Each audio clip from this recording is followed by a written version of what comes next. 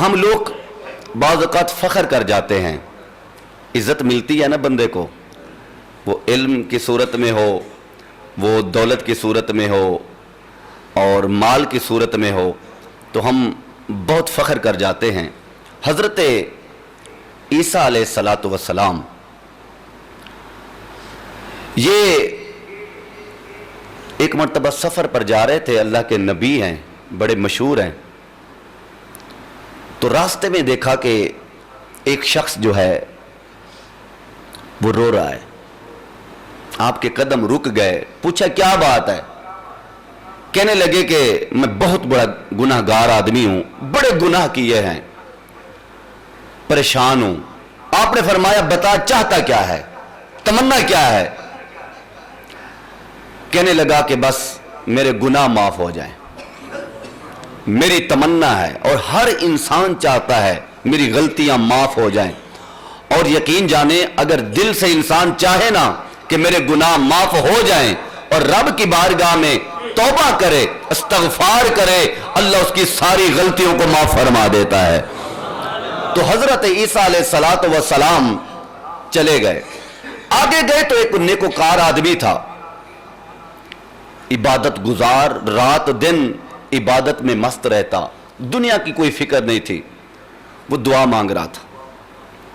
دعا کیا تھی؟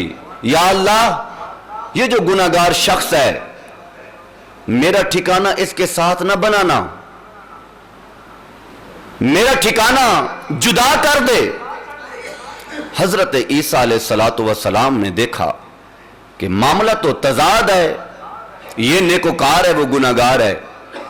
آپ یہ بات سن کے تھوڑے سے قدم چلے تو اللہ نے وحی نازل فرمائی، فرمایا روح اللہ، وہ جو گناہگار رو رہا تھا، جو چاہتا تھا کہ میرے گناہ معاف ہو جائیں، میں نے اس کے گناہ نیکیوں میں بدل کر اس پر جنت واجب کر دی ہے، اس پر جنت واجب ہے۔ اور جو یہ کہہ رہا تھا کہ میرا ٹھکانہ اس کے ساتھ نہ ہو، اس کا ٹھکانہ تو جنت ہے، اور اس نے کہا ہے کہ میرا ٹھکانہ اس کے ساتھ نہ ہو، اس کو میں نے دوزخ میں بھیجنا ہے، میں نے اس کو دوزخ میں بھیجنا ہے۔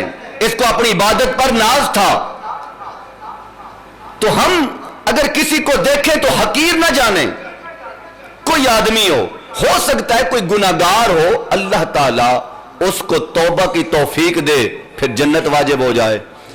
عدل کرے تے تھر تھر کمبن اچیاں شانہ والے، فضل کرے تے بخشے جاون میں ورگے منہ کالے، نہ نیر وگایاں بن دیئے نہ درد سنایاں بن دیئے، اللہ دیا سونیاں محبوبہ گل تیرے بنایاں بن دیئے۔